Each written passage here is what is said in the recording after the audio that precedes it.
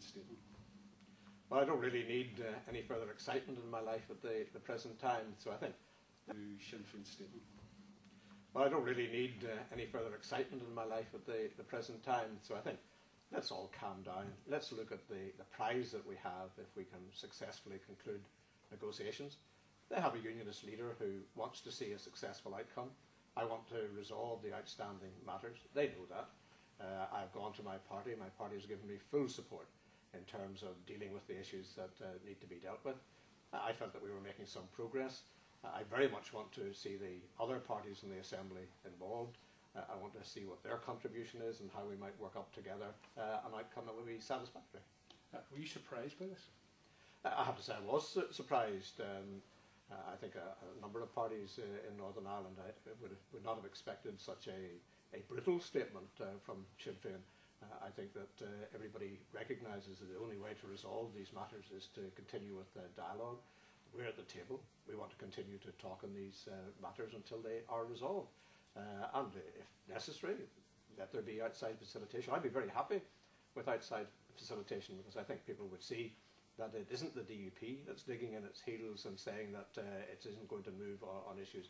We're happy to have an accommodation on the outstanding issues. I hope others are as well. So just get that clear, you'd be quite happy for the governments to be involved now? I'd much rather that we could deal with these matters ourselves, but it really does take two to tango. And if somebody's going to just sit in the one place and say, we will need to get this resolved when you come to our position, that makes it very difficult indeed. Were you making any progress in issues like parades? We'd had a very good day on parades on Wednesday.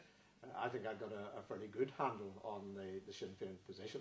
And I don't think that there was a great deal of difference between us in what we saw as the outcome on the parades. It was a matter to ensure that the outcome was expressed in a way that showed that the whole society had something to gain by a resolution of this issue. And it wasn't going to be a win-lose issue. It was going to be a win-win issue for everyone. Do you think Sinn Féin are imposing deadlines here? Well, they haven't mentioned a deadline. I hope that on Monday they'll be back at the table and we can move forward with the outstanding issues. I've received a letter from Sinn Féin. I'll reply to that during the course of today. I'll set out very clearly where the DUP stands, because there seems to be some misunderstanding on their part of our position. And I hope that we can move forward. We're not walking away from the table, and we're not walking away from the Assembly or Executive. And just in terms of Unionist unity, are you pursuing this? Will you be having further talks on the subject?